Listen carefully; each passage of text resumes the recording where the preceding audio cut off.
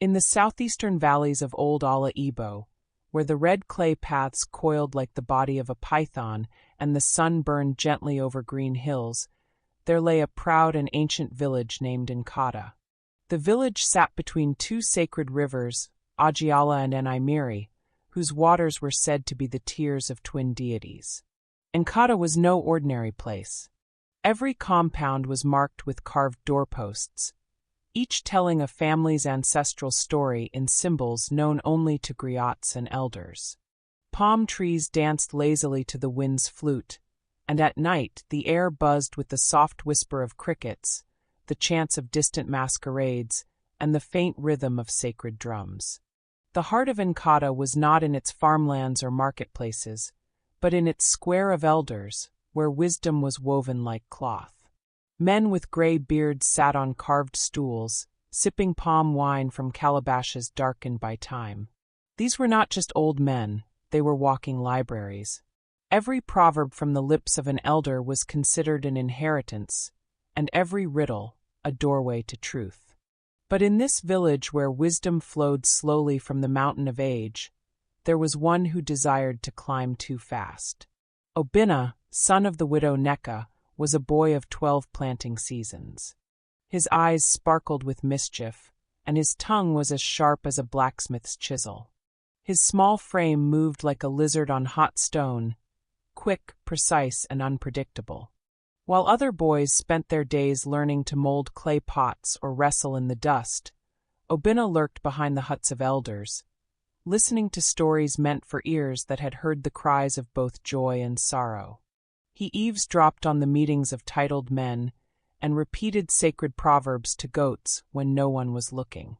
His curiosity was bottomless. He questioned why cola nuts were broken before every discussion, why the moon had a face, and why elders spoke in riddles that children were forbidden to explain. He wanted to taste the forbidden fruit of knowledge and drink deeply from the gourds of secrets. But in Igbo land, to rush wisdom is to invite madness. Obinna's mother, Neka, was a weaver of uncommon skill. Her hands danced through raffia and thread like the spirit of an old river. Despite her quiet strength, she had sorrow tucked behind her eyes, like dust beneath a mat. She had raised Obinna alone since her husband died during a yam festival accident, trampled by a startled cow masquerade. She loved her son fiercely, but feared the fire in his belly. "Obinna," she said one evening, her fingers busy knitting strands of blue and white, "a seed does not become a tree in one day. If you pull it too soon, you kill it." But Obinna, stubborn as a goat before sacrifice, only smiled. "Mama, even a small tree wants to see the sky." She sighed. "The sky does not fear lightning, but the young tree should. Wait your time." He heard her, but the words did not reach his spirit. In his dreams, he saw scrolls opening like flower petals and spirits whispering truths that could bend the world.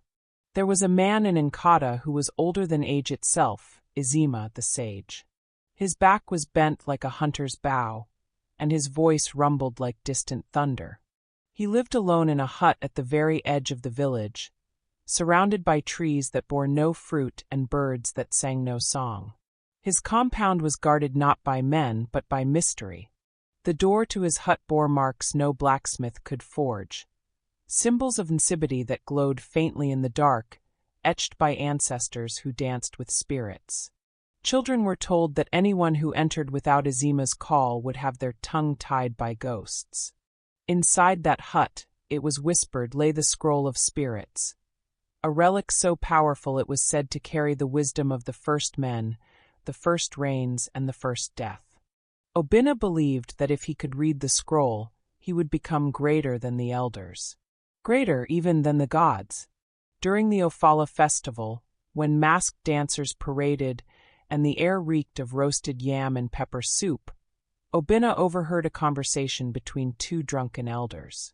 "Izima does not age," one mumbled, swaying with his calabash. "He feeds on memory." The other chuckled. "Even the whispering drum dares not speak near his scroll. That thing, that scroll, only wakes for a white vulture's feather." Obinna froze. The whispering drum was a sacred artifact, an ancient talking drum that once summoned ancestors during eclipse ceremonies. It was kept in the shrine of Ani, the earth goddess, hidden behind masks of wood and iron. And the feather of a white vulture? Rarer than a leopard with no spots. But now Obinna had a map. He knew what to seek. He would not wait to be old. He would take what was not yet his. The very next morning, before the cocks crowed and the dew left the leaves, Obinna crept out of the compound. He was barefoot, carrying nothing but a sling, a pouch of roasted groundnuts, and a calabash filled with stream water. His feet, calloused from many moonlit wanderings, knew the forest paths like the back of a tortoise's shell. He trekked deep into Onyamiri Forest, where spirits were said to sleep beneath the roots of irako trees. There, high above the sacred cliffs of Ugwu Enyamyu, white vultures nested, their feathers glinting like spirit fire in the dawn light. For 2 days Obinna watched the skies, learning the rhythm of the birds. On the third morning, just as the sun licked the edge of the hills, a vulture descended to feast on an abandoned offering. Obinna crouched low, his breath shallow. With the skill of a hunter, he crept forward, inch by inch, until he reached the edge of the clearing. The vulture turned its head, meeting his gaze. It did not flee. He plucked a single feather and bowed. That night, sleeping under the stars, Obinna dreamed. He stood in a field of ash, where voices whispered in riddles he could not understand. The feather in his hand turned into a serpent, and the whispering drum beat of its own accord. To know what is hidden is to forget what is safe, a voice said from the clouds. He awoke with a jolt, drenched in sweat, the feather still in his hand. But the wind had changed. Birds did not sing. The forest watched him. Still he pressed on. Before he could use the feather, he needed the whispering drum. But it was kept in the shrine of Ani, guarded by the high priestess Mama Uku, a woman with eyes sharp as broken glass and a tongue that called lightning. Obinna waited until the village gathered for a burial, when drums thundered and libations flowed like river flood.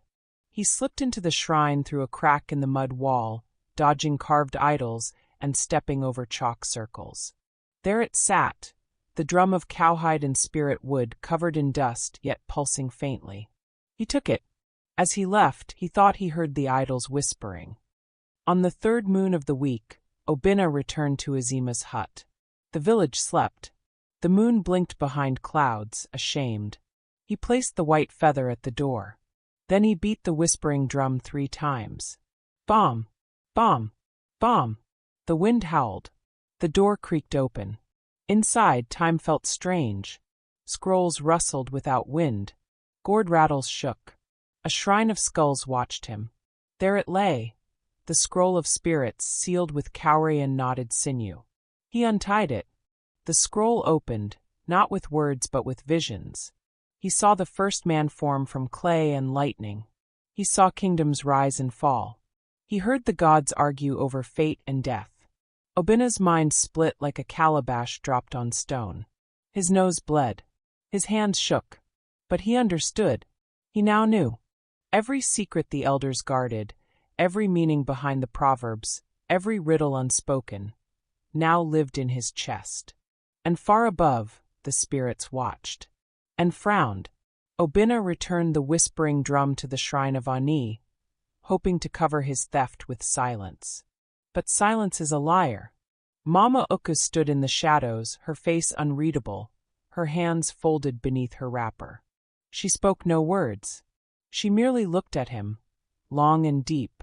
Her eyes reached into his soul like roots through soft soil. Then she turned and vanished into the shrine. The drum gave a final pulse like a heart stopping. By the next market day, the villagers noticed a change in Obinna. He no longer played with the other boys. He did not run or laugh or tease. Instead, he spoke in proverbs and answered questions with riddles.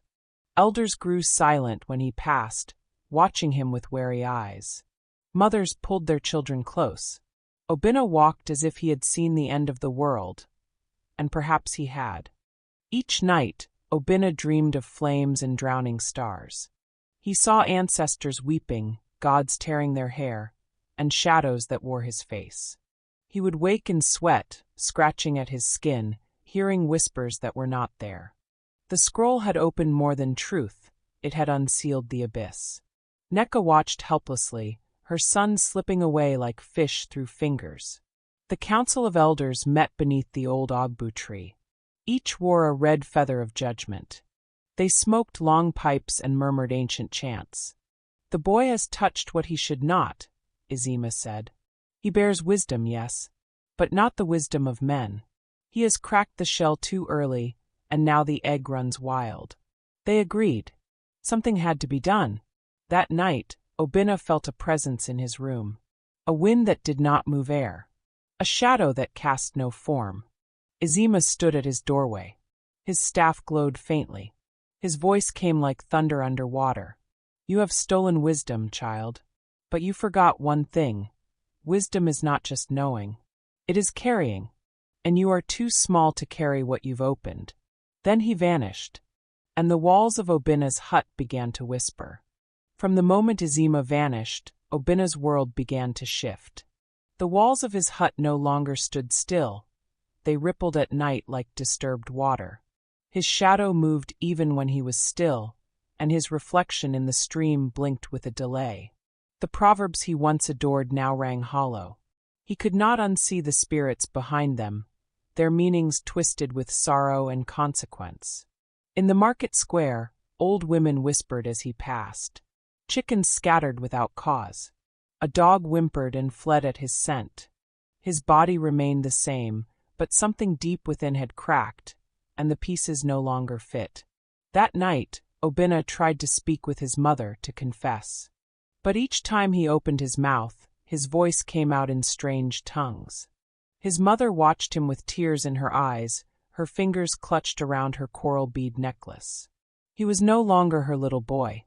Mama Uku, the high priestess, summoned the ancestors through ritual. Her compound throbbed with the beat of Ogoni and Igbo drums. Cowries rattled in sacred gourd bowls. She smeared white chalk across her chest and invoked Ani with a voice that broke through the spirit realm like lightning splitting a tree.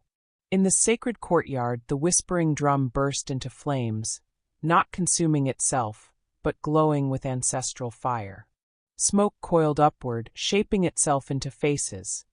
The dead, the forgotten, the betrayed. The message was clear. A wisdom stolen, Mama Uka whispered, must either be returned or consumed. A sickness began to spread.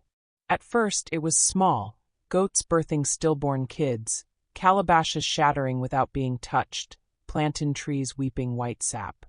Then children began to wake screaming from dreams of fire. The river Ajiala turned cloudy, and fishermen caught nothing but bones. The priests divined the message. "A gate was opened," they said, "and from it something seeps." All fingers pointed to Obinna. The elders summoned his mother, but Nneka wept and said nothing. She knew the truth. Her son had not just stolen wisdom. He had awakened something ancient and angry. It was decided. Obinna would face the trial of the Aji tree, a test reserved for those accused of spiritual imbalance. The tree, older than the village itself, stood in the heart of the sacred grove. It did not bear fruit, nor did it lose leaves. It simply stood, eternal, watching, waiting. At midnight, Obinna was led to the tree by 4 masked men of the Ozo Brotherhood. Their masks bore no mouths, only eyes. He was told to kneel and speak no words. The tree would judge. As the moon crossed its peak, a voice came, not from the tree, but from within Obinna's bones. It was the voice of the scroll. To carry the sun before the rooster cries is to melt in the dark. And Obinna collapsed, screaming. When dawn came, Obinna was found asleep at the base of the Aji tree. His hair had turned a streak of white. His eyes, once bright with boyhood, now held the tired gaze of a man who had seen too much. On his chest was a mark, 3 wavy lines carved by unseen hands. The mark of the Okini Oki, the ancient watchers. The elders knew what it meant. "He is no longer just a child," Izima said gravely. "He is a vessel. And vessels, once filled by spirits, can either be honored or shattered. As the sun bled orange across the hills of Nkata, a hush fell over the land. Even the wind seemed to pause, waiting. That evening, Obinna was summoned once again by Izima, the ancient sage whose cane could stir spirits and whose eyes saw through time like a mirror to the ancestors. Obinna followed a path lit by glowing fireflies. Each one seemed to pulse in rhythm with his heartbeat. At the mouth of Izima's compound, the old man sat beside a pot of smoking herbs, his hands held over the embers as though warming his soul. "You opened what was sealed," Izima said, his voice deeper than thunder. "And now the chain between realms is weakened." Obinna tried to speak, but his tongue failed. The words refused him. Izima stood and traced 3 lines in the air with his staff. "You still have a choice. Return the wisdom. Let the scroll be buried in the cave of forgotten fire. But know this, once knowledge touches the soul, it leaves a scar." Obinna, silent, turned and walked away, the weight of choice like a yam sack on his back. The village of Nkata grew unnaturally quiet. Birds stopped singing. Drums were no longer played. Even children spoke in whispers, fearful of the shadows that now lingered too long. Women who fetched water from Enaimiri came back with stories of reflections that blinked on their own. Hunters returned from the forest with trembling limbs, claiming they had seen men with the heads of tortoises chanting beneath the trees. The elders forbade all rituals. The masquerades did not dance. It was as though time held its breath, waiting for the spirits to pass judgment. And in his hut, Obinna wept without tears. The scroll's voices had grown louder, filling his sleep with visions of ancient wars, gods devouring their children, and stars falling into the sea.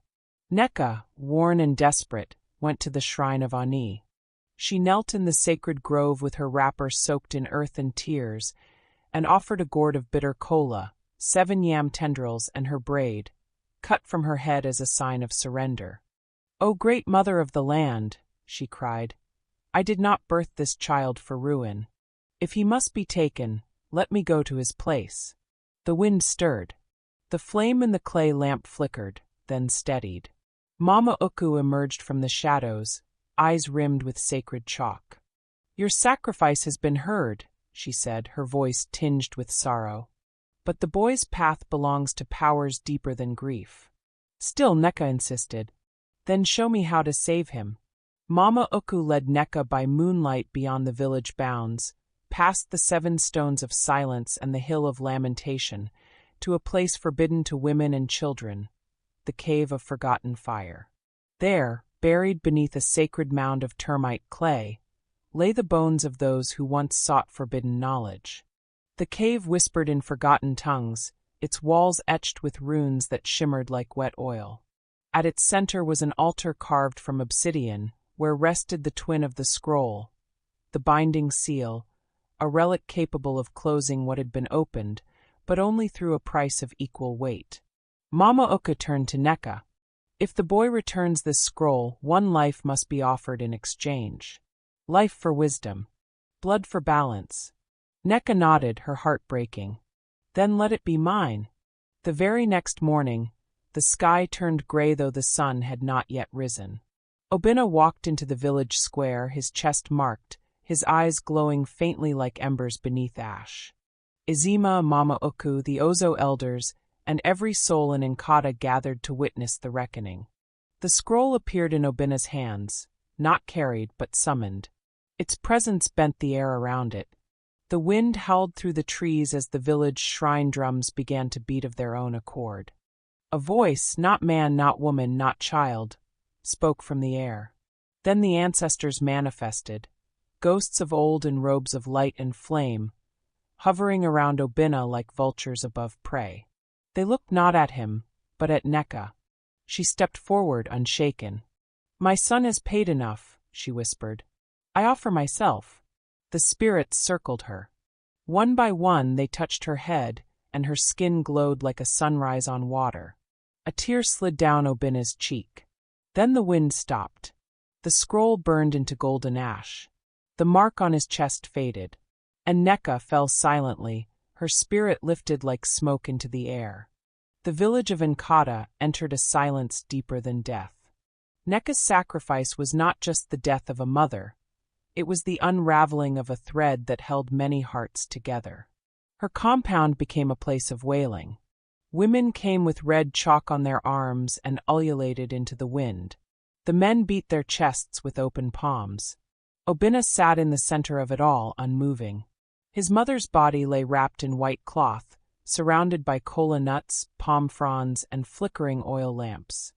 The Ozo elders prepared her burial with chants from the first tongue. No one blamed her. She had done what only the purest of hearts could do, traded herself for her child. And Obinna, now burdened with the weight of two souls, began to understand that wisdom was never meant to be taken. It was meant to be earned. Obinna went to Azima one final time. The sage sat beneath the Odala tree, where birds no longer nested.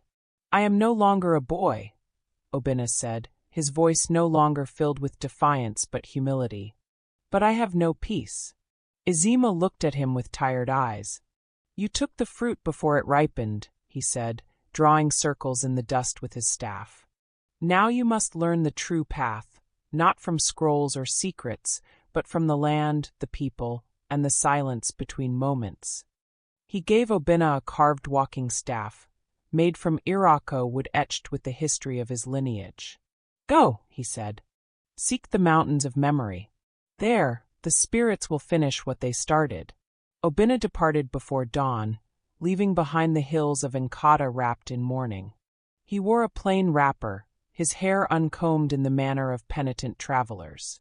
He carried no food, only the staff and a calabash of river water. He walked through villages with names older than language, Oguther, Amuozara, Umwahia. At each stop he asked for nothing, offering instead to sweep courtyards, mend fences, and tell stories to children. In exchange, they shared food in silence. He crossed salt plains where his feet blistered. He climbed smoky hills where he saw spirits dancing just beyond the veil of dawn. At night, the stars told him stories. The moon judged him in silence. He was no longer running from guilt. He was walking toward forgiveness. After 7 moons and 7 rivers, Obinna reached the mountains of memory. They were tall, jagged, and constantly wrapped in a swirling mist that carried whispers. Ancestors recounting the deeds of those who had come and gone. At the foot of the tallest peak was a stone door carved into the mountain. Upon it were 12 glyphs, each a symbol of trials past: betrayal, sacrifice, fire, hunger, silence, blood, loss, and more. Obinna placed his hand on the stone. A great wind howled. Visions flooded his eyes. He saw Neka laughing as she braided his hair, saw the moment he opened the scroll, saw the spirits encircling her, saw Azima's tears, saw his reflection cracking like pottery. He fell to his knees, sobbing. The mountain accepted him. Obinna returned to Nkata 1 year later. He was not the same.